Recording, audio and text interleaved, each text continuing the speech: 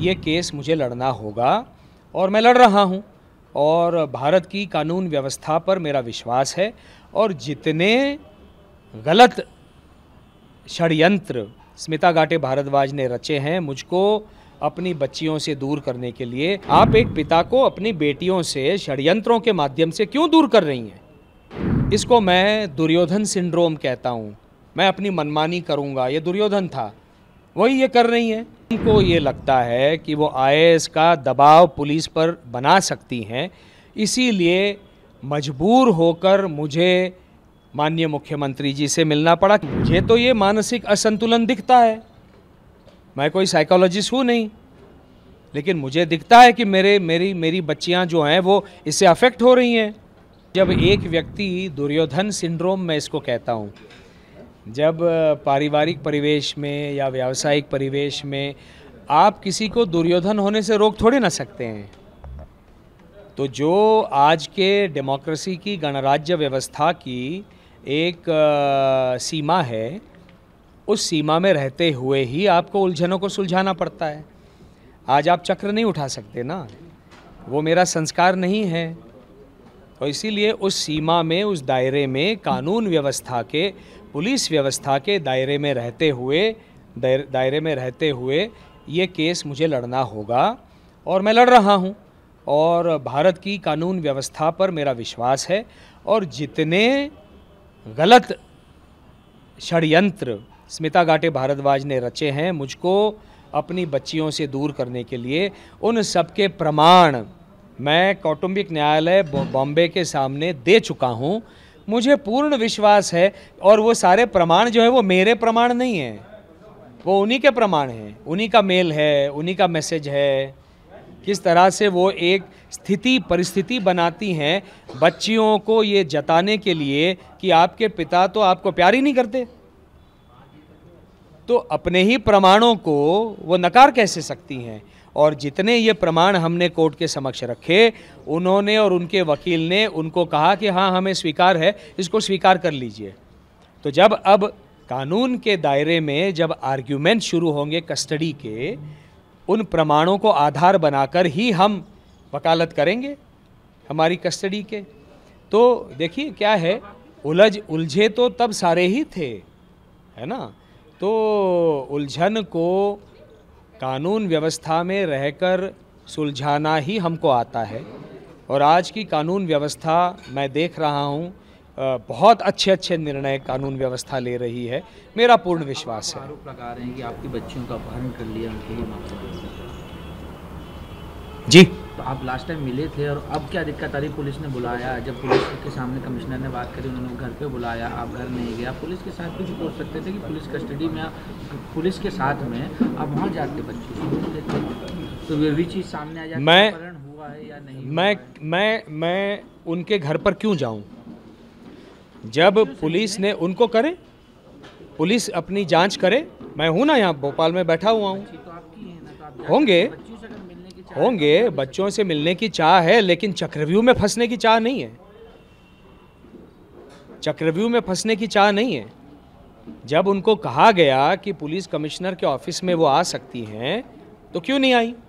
थाने में तो नहीं बुलाया था उनको, एक बहुत ही सम्मानजनक तरीके से उनको बुलाया गया था। और जो किस तरह से करना है ये पुलिस व्यवस्था मुझे बताए, मैं कर दूंगा।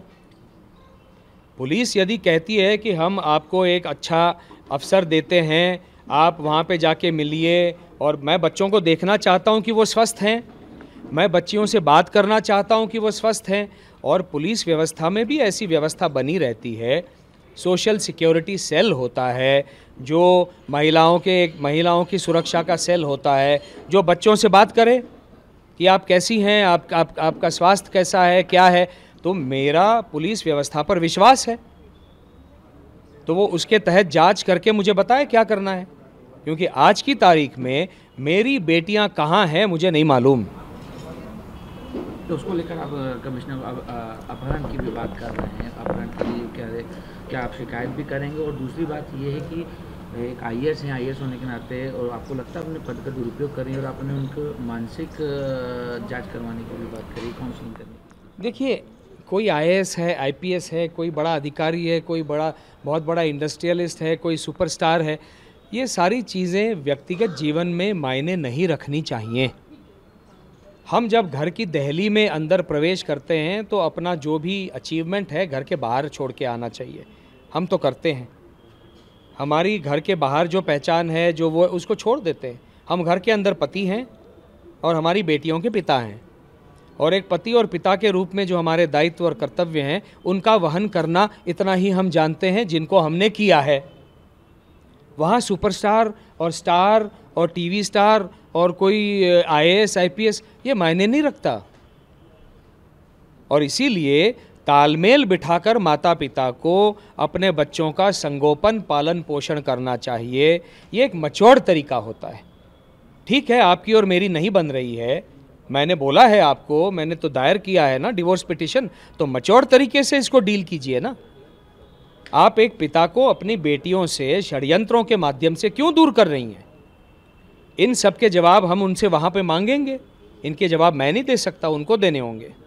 और इसीलिए सारी हदों को दूर करके, जैसा मैंने पहले भी कहा, कौन से स्कूल में डालना है पिता को अंधेरे में रखा है, उस स्कूल से भोपाल के स्कूल से बाहर निकाला पिता को अंधेरे में रखा है मुझे, वहाँ से ऊटी के सीधे भोपाल से उठाकर ऊटी के बोर्डिंग स्कूल में क्यों वो अंधेरे में रखा। आज बोर्डिंग स्कूल से बाहर निकाला, अंधेरे में रखा। आज मैं पूछ रहा हूं आपको मेल के माध्यम से, मेरी बेटियां कहां हैं? आप मेल का जवाब नहीं दे सकती, मेल का तो जवाब देना चाहिए। तो लगातार सारी सीमाओं को एक एक करके, ऊपर की बाहर की सीमाओं को तोड़ते हुए, इसको मैं दुर्योधन सिंड्रोम कहता हूं। मैं अपनी मनमानी करूंगा, ये दुर्योधन था, वही ये कर रही हैं। और कोई किसी को दुर्योधन ना बनो ये तो कह नहीं सकता ना। हम तो उसी दायरे में लड़ सकते हैं जो आज का दायरा है। और चूंकि हमको ये लगता है कि वो आईएएस का दबाव पुलिस पर बना सकती हैं, इसीलिए मजबूर होकर मुझे माननीय मुख्यमंत्री जी से मिलना पड़ा, क्योंकि ये व्यक्तिगत मामला है, ये मुख्यमंत्री महोदय के लेवल का मामला नहीं है, ये कोई सामाजिक मामला नहीं है। मैं खुश होता अगर मैं कोई सामाजिक व्यवस्था का कोई मामला लेकर मुख्यमंत्री महोदय के पास जाता, लेकिन दुर्भाग्य से मुझे ये मामला लेकर जाना पड़ा और कहना पड़ा कि हो सकता है वो आईएएस में से किसी चीज़ का दुरुपयोग करें, तो आपको मेरी सहायता मुझे आपसे मांगनी पड़ेगी, तो इतना आपके ध्यान में रहे। उन्होंने कहा ये सारा सुनकर मैं आपकी सहायता करूँगा। आपने कस्टडी मांगी है बच्ची? मैंने दोनों बच्चियों की कस्टडी मांगी है और वो मैं कस्टडी लेकर रहूँगा, क्योंकि ये जो व्यवहार है ये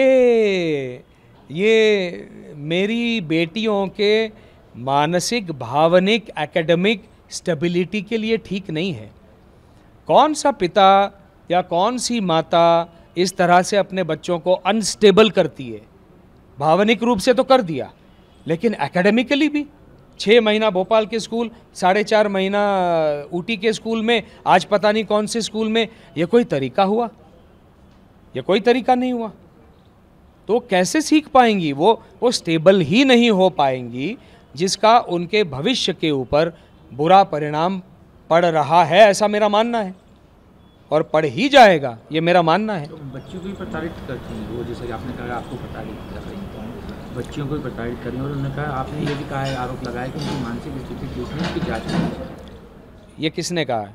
ये मैं कह रहा हूँ। हाँ, मुझे ये जो व्यवहार है ये नॉर्मल तो है नहीं, क्योंकि कोई भी माता या पिता की व्याख्या का पहला चरण क्या होना चाहिए?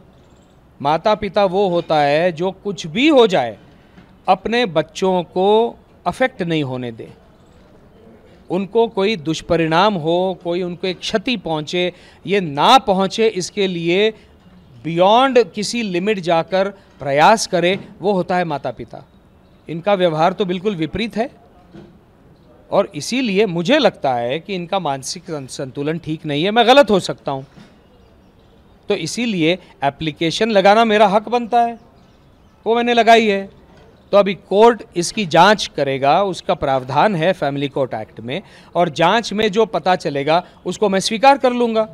हो सकता है मैं गलत हूँ, हो सकता है मानसिक संतुलन की बात नहीं हो, कुछ और बात हो, मुझे नहीं मालूम, लेकिन मुझे तो ये मानसिक असंतुलन दिखता है। मैं कोई साइकोलॉजिस्ट हूँ नहीं, लेकिन मुझे दिखता है कि मेरी बच्चियाँ जो हैं वो इससे अफेक्ट हो रही हैं। अब कोर्ट के ऊपर निर्भर करता है और मेरा कोर्ट पर विश्वास है।